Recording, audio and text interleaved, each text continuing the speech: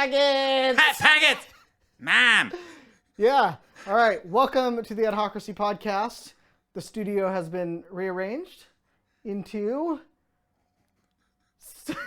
World of Warcraft edition. Mom! All right. So the context here, in case anyone doesn't understand this reference, this comes from South Park when Cartman and the rest of the crew got into World of Warcraft. And at least one person in this group may have encouraged another to install Battle.net, leading to the other person to get epically addicted to World of Warcraft. Hey, those mounts need to be collected, all right? And in tonight's episode, we are going to be talking about our favorite podcasts and what makes a good one. Yes. Yeah. What's your favorite podcast? The Adhocracy Podcast. Oh, good choice. So the one podcast that I tend to listen to the most, along with the rest of humanity, I think, is the Joe Rogan Podcast. It's obviously one of the biggest podcasts out there. It's kind of hard to not That's that talk podcast about it. for snowflakes, right? That was his first episode. Yeah. Yes. Actually, that was the podcast because he talked about how, man, some of my early podcasts, they're still only at like 1,000 views. Yeah. And I was like, I got to check this out. And I went, and it was literally just him with a live Twitter stream and a video, him and Brian Redband. And he literally was like, oh, let's do like the snowflake effect. And he had like snowflakes falling. Right. And I was like, man, if that was Joe Rogan's first episode, we can do a podcast. Yeah, totally. That's hilarious. Okay. So Joe Rogan, now how many episodes is he at now? He's into the 1,700 range right now, which is crazy. That's actually surprisingly low. 1,700 podcasts. I mean, now, I guess to be fair, his They're podcasts all are like hours long. They are on average 3 hours long. He's had some like 4 or 5 hours. Sometimes if he has celebrities on there, they'll only talk for like an hour, hour and a half. But yeah. I don't know. I like the way he interviews. I like the way he'll, his guests will be going through something really simple. Yeah. That they think is simple, and he'll be like, let me stop you right there. And then he'll ask some question from a different perspective that gets that person thinking, so they explain their point of view a lot more. Yeah. Okay. But I mean, like, when it comes to podcasts and what you want to listen to, I think part of it is what you want to get out of that podcast. Yeah, no, totally. That for me is actually one of the main drivers for me listening to a podcast. Oftentimes, I want to learn something, and so it's either, for me, I want to learn from an expert in a particular field, or I'm just interested in the topic at large. And so for me, podcasts are actually kind of like supplemental continuous learning or continued learning type things.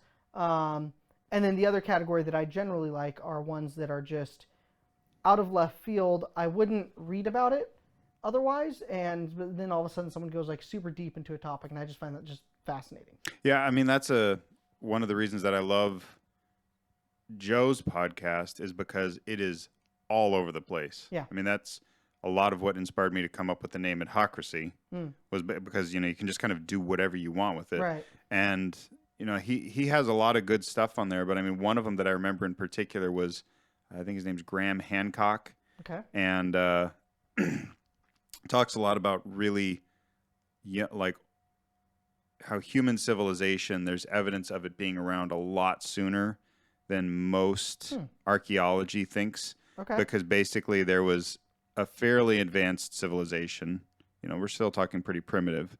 But then there was essentially some significant happenings on the surface of the earth with like asteroids, tectonic plate movement, floods, glaciers, and it kind of just scoured the earth of a lot of the evidence of it, which, I don't remember all the points they made, but I just remember a convenient deficiency. Yes, but I remember him. The first episode that I listened to it was Graham Hancock and someone else, and Joe was like, "Okay, if you've never listened to these guys, go back and listen to." And he listed like 3 other times these guys had been on, and I was already hooked. Yeah. And so I went back and I listened to like 12 hours of these guys talking about this. And it was all incredibly fascinating and nothing I would have ever looked into before. Yeah. Okay. So you're like, let me recap this a little bit. So you like, Are you enjoying the Joe Rogans, the old ones, like for nostalgia, or just because he references them and then the topics themselves are legitimately very interesting?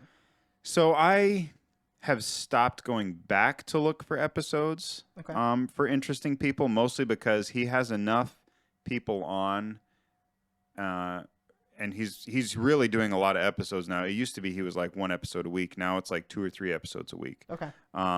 But it's just I'll wait for an episode to come through. It's like, Mike Baker. It's a guy who used to work for the CIA. Has lots of really interesting perspective. You would really like this episode actually because they talk a lot about Putin and about like what's going on in Ukraine. Okay. And has a lot more of a nuanced perspective that would come from someone in the CIA. It's really interesting. Okay. So it's a different take on what's What a current was topic. What was your biggest like takeaway from that episode? Were you like, I haven't finished it yet. okay. Basically that Putin has less of a like the basic perspective that he's bringing is that Putin he has less of a like grand scheme like wahaha, and it's more of he's just being petty. Okay. And That's a risky thing to play, given all the geopolitical consequences of what's been happening. Like that. Oh yeah, well, I mean, and that's one thing that's really interesting about Joe is he has such a huge audience, but he doesn't care. Right. Like, and they specifically talk about that exact point on there. He's like, man, I was just having a podcast, and now everyone's listening. And it's really hard for me because I still want to have it be people that I think are interesting, but at the same time, I need to be careful with who I have on because like there was a rumor going around that he was going to have Trump on the podcast and it wasn't true, but it's like he talks about how he's not going to have anyone political on anymore because he had Bernie Sanders on there once. Right, yeah. And that was really interesting. I'd always thought of Bernie as crazy and I still think he's a little crazy, but you could see kind of behind the curtain a little bit on him. And it's like he's acting this way because he's kind of trying to overcorrect. Right. And so he doesn't necessarily... he has a lot of outlandish ideas that are probably impractical. Like if you actually like get down to the nuts and bolts of it, I think his heart's in the right spot for like improving a lot of social dilemmas that our capitalist society has. But I think in a sense, the way our political system, like the way the pendulum tends to swing is if you can overcorrect a little bit, maybe something will stick in the next swing back. Yes. So yeah, but as far as other podcasts, though, the first podcast that I really started listening to was the Art of Manliness podcast. Yeah. And that one, he basically would read a book, bring the author on, and do a recap of the book. And I really liked that podcast for a long time until I kind of figured out exactly what he was doing with every episode, where he was basically just giving leading questions to the author for the author to talk about what's in their book. And he didn't leave enough space in those conversations to be like, well, okay, you said this, but what do you mean? And what if you applied this situation? Like he didn't go off script with the author and what the author had written in the book very much. yeah. And after a while, when I kind of figured that out, I lost interest in the book lost interest in that particular podcast because I knew that he wasn't. It's almost like a news reporting type of thing. Where and it's like, not bad. Like I was actually listening to the Senate confirmation hearings, and they were interviewing the candidate, and it's like the way the question was framed, the way she was answering the question was like, yeah, I completely predicted that that's how you're answering it. It's almost like it's pre-scripted. Here's the question I'm going to ask you because you're on my side of the political fence. Yeah. And like it is how it felt. And it feels predictable. If it's too predictable, then it's not going to. I think it loses a little bit of the energy. Yes, I agree. But especially when there have been many times when I'm listening to Joe's podcasts and I'll sit there and I'll think, oh, I wonder about this. Yeah. And then like 10 seconds later, 30 seconds later, Joe will stop him and ask that question. And it's like, oh, yes. He asked a question. We had similar thought, and a lot of times we don't because Joe has been doing it for so long. He's really good at interviewing people. But those few times it's just so satisfying as opposed to going to like an Art of Manliness podcast where it's like this artist is doing this, and it's like, but what's the counterpoint to that, and what about this? And he would never ask that question. Okay. So that's part of why I kind of moved away from that particular podcast. So one of my biggest pet peeves with podcasts is when the audio quality is really bad. So that one is super frustrating, and we actually managed to push out one of those. So like one of those with the horrible audio for myself, where it sounded like I was some kind of cyborg. Yeah, that's such an oof where your microphone was like, we plugged into the wrong output. And oh my goodness! It just picked up all kinds of interference and stuff. So apologies to our audience on that one. Great content, but horrible audio quality on that. Yeah, that's such a bummer. So, actually, we're now invested enough in audio that we could have up to 4 people on the podcast now. So we could have 2 guests simultaneously. That would be fun. Yeah. So this may be a dangerous thing, which is maybe we'll bring maybe we'll bring our wives on. Oh my goodness. No, because we would get constantly interrupted. Constantly. The truth would come out. All of our disasters on air. Yes. Yes. Yeah. So this could be fun. So now we could bring Tobin in again, potentially.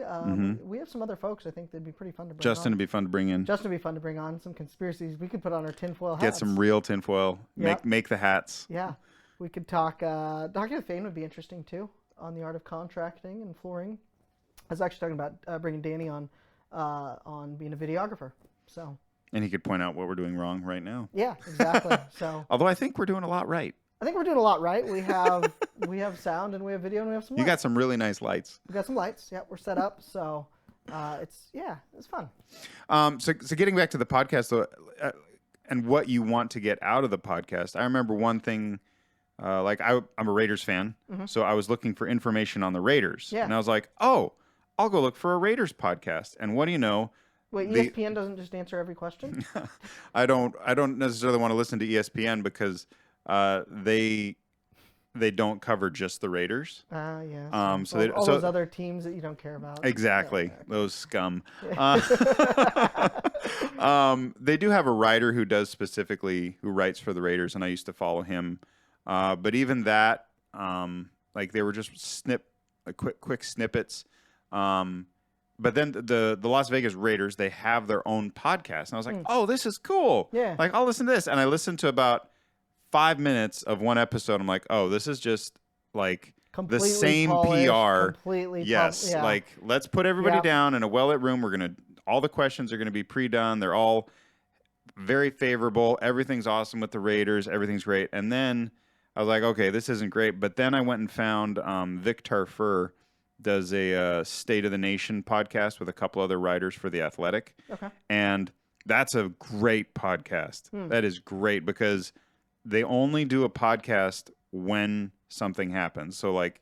So what do you mean? Is that like something like in the player space, does that mean like there's an injury or is it like there's drama amongst the team? Like what's what's the trigger? I've only been listening to the podcast for about 2 months now. Okay. And that was right towards the end of the Raiders made the playoffs and they were in a playoff game. So that was, they've been a struggling team for longer than I care to admit.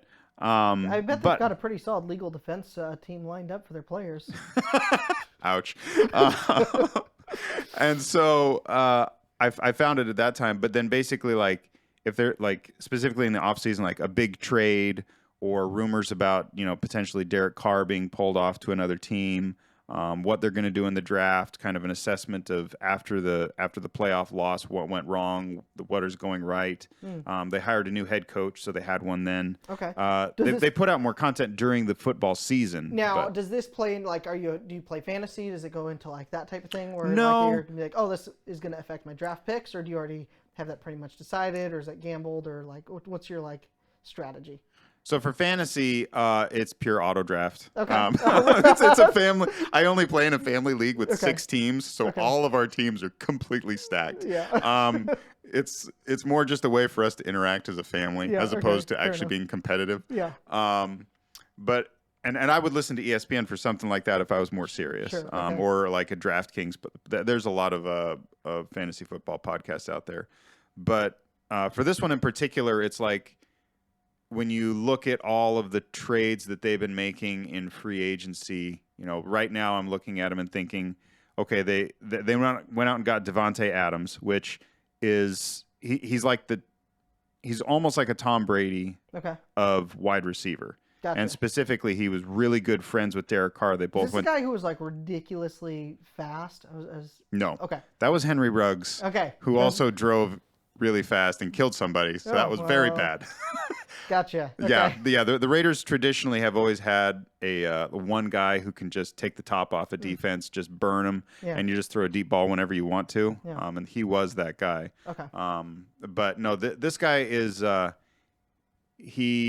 he is able to make the defender, like, he uses his body language in a way that the defender can't tell which direction he's going to go. Gotcha. Okay. And so he's very elusive. Yeah. And so it's easy for him to get open. I just had Matt Jukes in flag football. I just do a 360. It confused everyone, and then I just jumped really high. Or you fell over? 50-50. It's either epic or an epic fail, you know? Yes. But looking at all the trades they made, they got rid of Ngakoue and brought in one of a defensive end from the Cardinals. I can't remember his name off the top of my head. I should, because he's apparently going to be in the Hall of Fame when he exits. Okay. He's that level of player. But basically looked at all the trades that they were making and kind of was thinking, okay, well, they need to do something about their offensive line. They need to do something at linebacker. And these guys are digging into like who those free agents are, who the Raiders can afford, what their cap space is looking like, why they haven't given Derek Carr a deal yet, probably because they were working the Devontae Adams thing in the background. And these guys are like in the Raiders building on a weekly basis. So there's some that they know that they don't share, but it's a very honest conversation about what's going on with the Raiders that it doesn't have that polish. So it's like, the conversation of, yes, Derek Carr is a good quarterback. He's been great, but he's not the best. And if you could trade for somebody else, who that would be. Yeah. And it's like, you would never hear that conversation coming from the official Raiders organization, because you never want to kind of show your hand with what the organization might be thinking about. So for me, I was looking for something that was, that kind of delved into the Raiders, but wasn't the really polished, wasn't, kind of taking the grander view of the NFL. And it took me a while to find that particular podcast, but when I did, I really enjoyed it. And it's because it's very up to date. It's not. Yeah, currency is huge with a podcast for me, especially. So the ones that I'm often listening to, tech podcasts. So that's like current frameworks.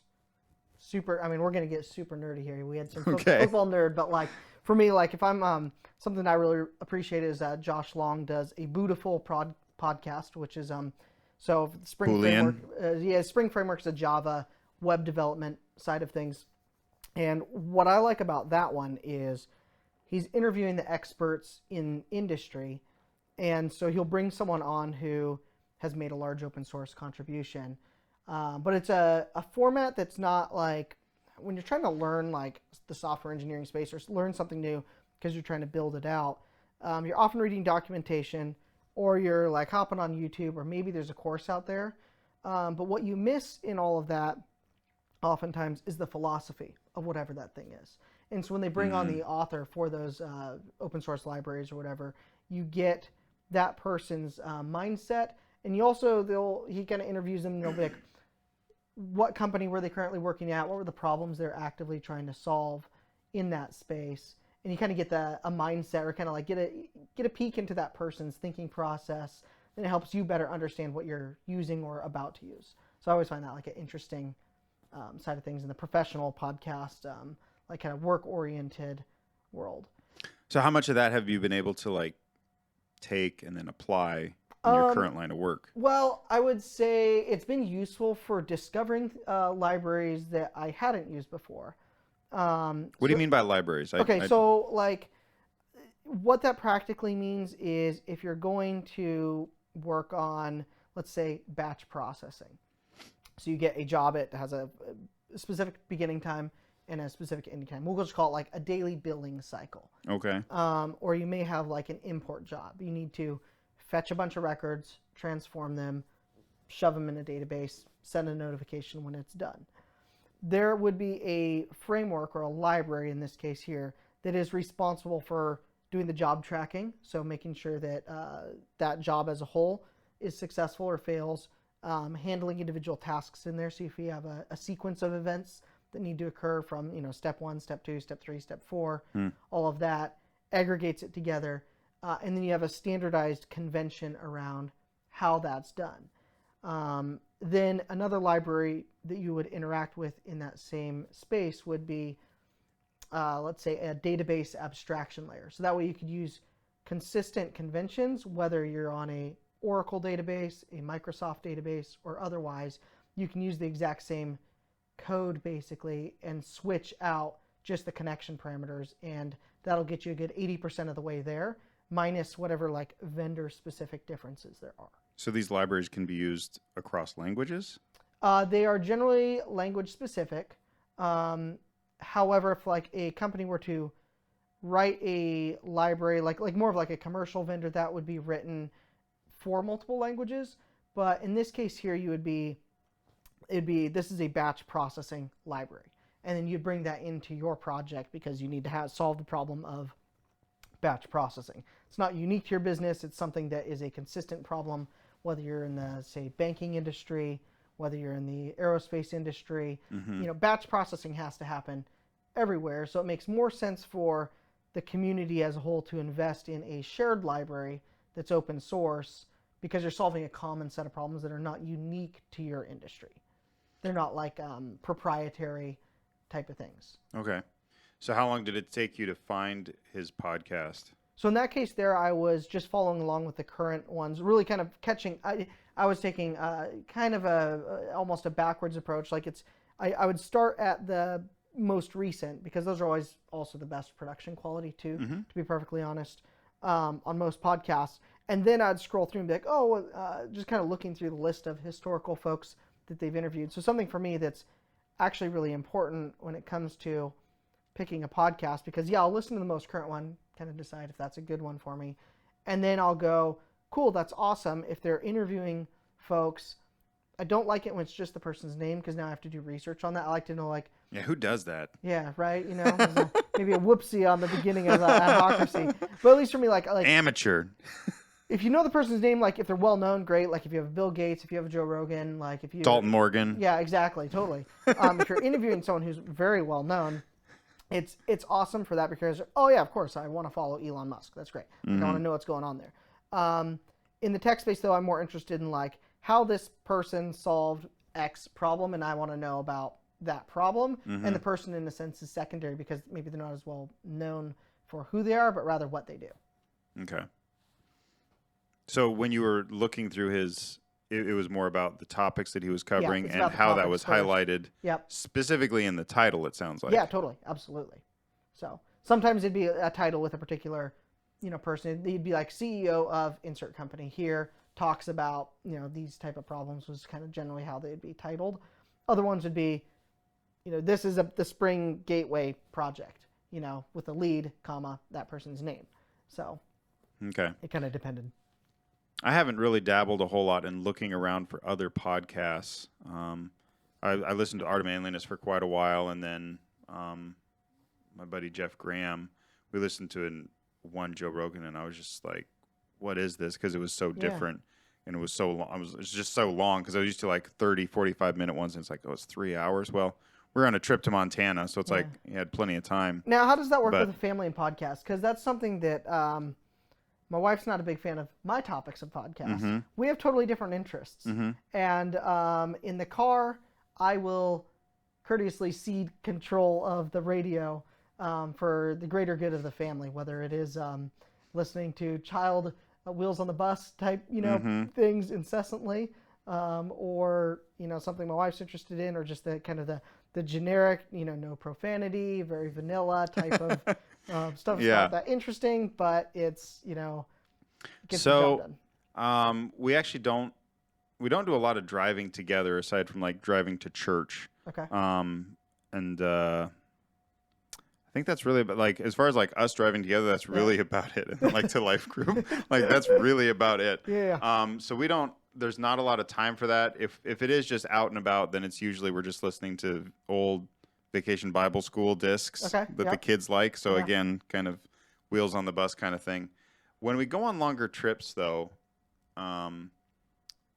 our van has the capability of basically doing a Bluetooth headphones audio for the kids in the back while they're watching a movie with a screen, and then in the forward it's totally separate audio. Oh, that's awesome. Okay, that is a nice. slick feature. It is nice. When we switched to the Subaru Ascent, the big feature for us, which was a big contention, was dual zone climate control. That was a must on our next purchase.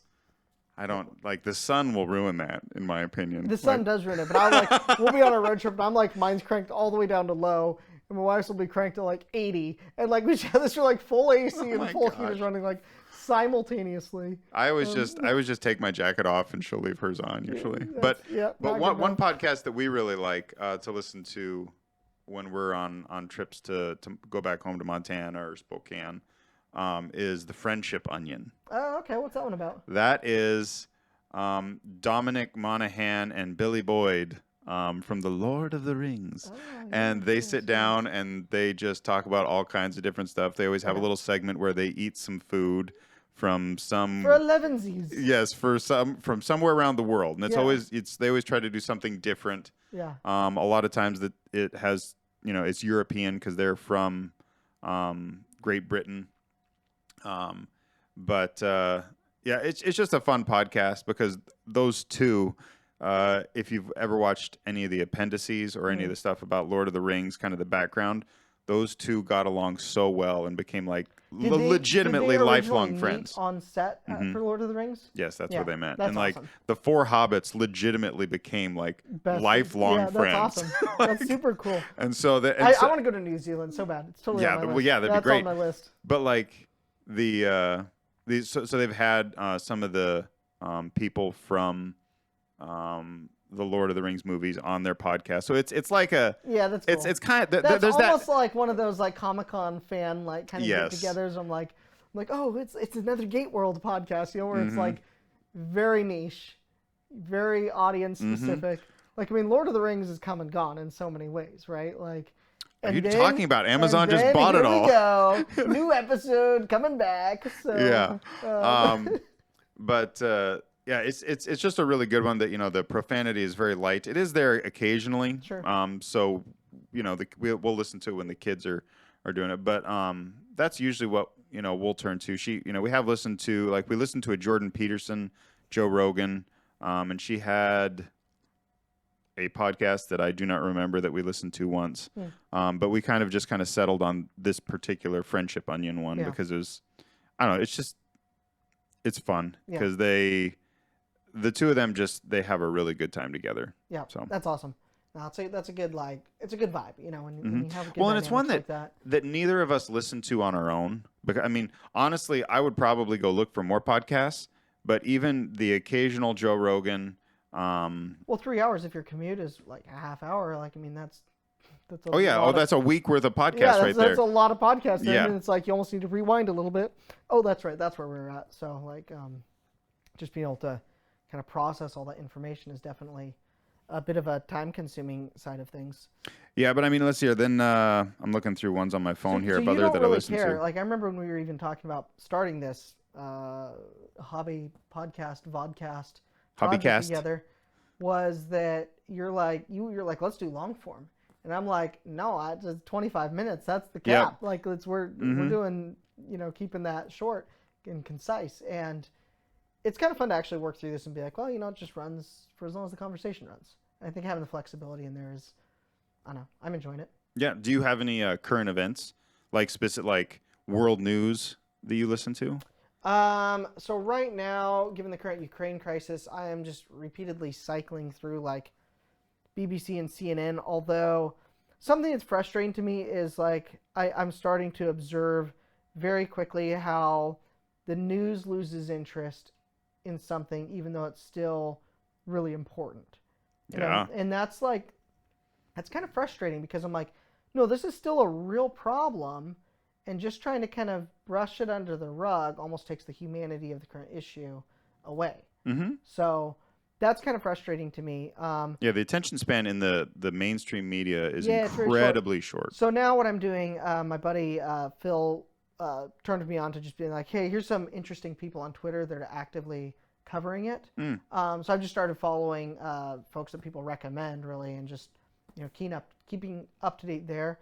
There's a much less cohesive story, but that's kind of nice in its own right too, because you don't feel like you're getting as much of a scripted perspective that a Western individual should hold. You can just kind of see like, oh, here's this thing, this tank blew up in this region. Layer that on top with the, like, say, defense map of the open intelligence map of the country of Ukraine. You kind of look at that and you can piece things together and kind of get a perspective of what's going on. Okay. I was going to ask, because the one that I enjoy listening to is Breaking Points. Okay. That's been one that it's a couple reporters from The Hill is where they came from, which I liked them because they were pretty middle of the road news organization.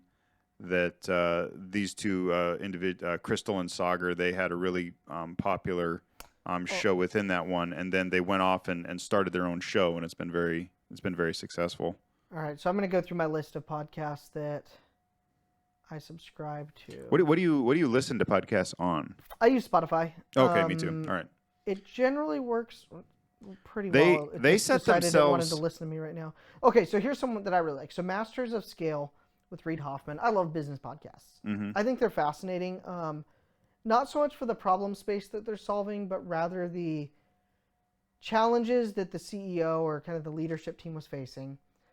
How the business often nearly goes completely bankrupt multiple times. It seems like it'd be a pretty common trend in there. And then how they discovered, kind of like a lot of times they have an aha moment where it's like, oh, this actually works, and the problem that we thought we were solving is completely different than reality, and what customers actually want. So I like that one. I do watch, like, I will listen to, like, the Wall Street Journal, Your Money Briefing, Tech News. I do like the NPR ones too. The ones with, like, the little 5-minute daily. Yeah. Like those ones are good. I occasionally will listen to those in the morning where it's like, I just want a quick dose of, like, the big headlines before usually I'm listening to music on the way in or a podcast, but yeah, just what's going on, like, right now. I like The Economist. I feel like they could produce more frequent, smaller bites. Their episodes are about 37 minutes. They do a really good job. They're really well put together. So they don't come out as...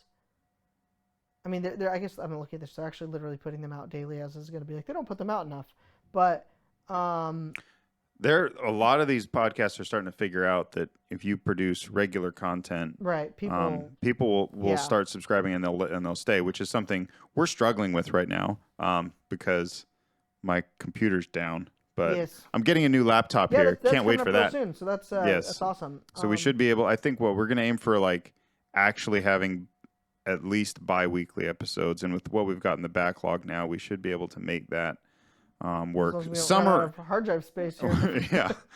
So I think summer will be challenging for us, but summer will be challenging, but Another one that I really like is Star Talk Radio. Oh yeah. With Neil deGrasse Tyson. Yeah. I really only listen. I actually don't like the format of the regular shows where it's like, hey, I sat down and I had an interview with this person, and they play like 5 minutes of the interview, and then they pause it and kind of dissect what was happening in the interview, and then go back. I just don't because I kind of get involved in the interview, and then it pulls me out. But the episodes that I really like are the Cosmic Queries, where basically he just takes questions from users, users from listeners, and a lot of the times he kind of repeats. You get a lot of repeat questions if you listen to it for a long time, but other times you get just really interesting questions that come in, and it's I just like listening to him answer those, because he's got a really really different perspective. The astrophysicist, like universistic. How would you say that? Very large cosmological view. Cosmic view, the cosmic view, yes. Yeah. And then the he says that was it, keep looking up, which I think they pulled that straight for that Netflix movie called Don't Look Up, which was that was great. Yeah. That was a great movie. So this one's which one? Grand and Scale but also interesting. Have you listened to Language of God podcast? This was originally started by so Dr. Francis Collins from director of the Human Genome Project, or led the Human Genome Project, director of NIH, also started the BioLogos Foundation, which was a Christian worldview nonprofit, basically trying to bridge the perceived large gaps between science and religion, basically showing like these things can get together. And what I like about this podcast, the one that I enjoyed listening to, we were out on a road trip heading out to visit some family out in Idaho, was with Jane Goodall. So that was like, Jane Goodall, wow. Yeah, so it was like really fascinating, and this was kind of early on, maybe mid COVID pandemic, and she was basically talking about how all of our major diseases throughout humanity that have come up due to humans encroaching on jungle territories and kind of like going beyond probably what we should do and having no respect for nature and the divide between our species and other species in their natural habitats. And so she's the one who is really, I think, well known for her study on chimpanzees. Yep. Was kind of her deal. Very fascinating. I really enjoyed it. There was a lot that came out of it. Did she tie in like other previous pandemics to like expansion?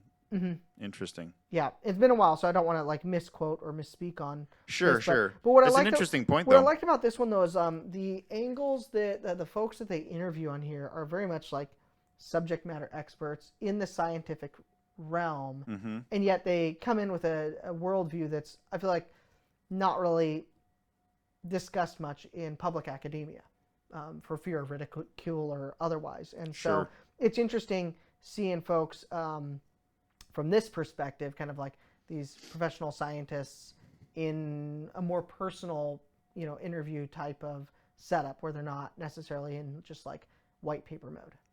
Have you heard of Radiolab? Yeah, I like Radiolab. Yeah, is that an NPR one too? I don't think it's an NPR one. I've only listened to a couple episodes, but that's where they essentially they just call experts up, record the conversation, and then weave that into a podcast. Yeah, and that was a really NYC Studios. It's a really interesting way of making a podcast, and I think there's part of it that's what's fun about these podcasts is people you can be very creative with them very easily, as opposed to what everyone is used to, which is national TV or over the radio, and it's just a radio host who might have a guest on, right, and that's about it, as opposed to all of these different approaches that they're taking to podcasting now. So it's this whole podcast space it's actually amazing how broad it could be or how deep you could go and focused and still have plenty of like content to dive into and expand on. So I'm curious for some of our viewers here what their favorite podcasts are. Whoa, you want some interaction from our listeners? Yeah, I want I want some listener interaction. I want to know what your favorite podcast is. Shoot out a recommendation so other folks can get some great ideas too. Nice. Yeah. On that note, I think we've talked through most of this. We good for this one? I think so. Yeah. Okay. Well, let us know your favorite podcast and let us know what you think of the new setup. This was a very ad hoc type setup. Jack got some new lights to try out, and so those are working out. And this is a fun new style. This is also kind of dividing the office up into what I was really envisioning for it, which was functional on the other side, which is kind of where we were sitting earlier, was my work setup, and then now on this side is kind of the man cave setup. So I think next step is putting the TV up on. Put the TV right there. Right there. We could do reviews live. We totally could. That would be kind of so fun. much so, like, fun. We could just do some reviews. We could do Mystery Science we Theater actually, 3000. We totally could. Yeah, we could. We could. And I think this would be kind of fun too. We could even maybe just like watch something live. It's like just our reactions to whatever too. That'd be kind of fun as well. Do some reaction videos. Yeah. Yeah, we can watch some Fail Army, whatever. Oh yeah. So, Oh yeah. I don't know how that works for like restreaming the original content or watching. Is that Well, fair? as Is that long fair as use? as long as we don't show the content, but then that's hard for people. Like, Because I've seen some where they show the content. yes, it always think has as to be long really. as- Joe Rogan used to do that, but they'd always have to make it really small and really quick, Yeah. so they didn't get in trouble. Yeah, so it was like unless like it's 30 someone he seconds or knew. less, and probably even less than that. Yeah. Oh yeah, much less than that. Yeah, Yeah. like 5 seconds tops is Right. what they would show. They would be able to watch the full clip during Sure. the two of them. But Yeah. Does Joe Rogan do live, or is it all pre-edited? so he used to do live, but now it's all pre-recorded now, but he doesn't edit. It's just hey, we're whatever. rolling, Yeah. and then thanks everybody, bye, and that's his Okay. that's his format. So, Cool. Well, on that note, thanks everybody. bye. Bye.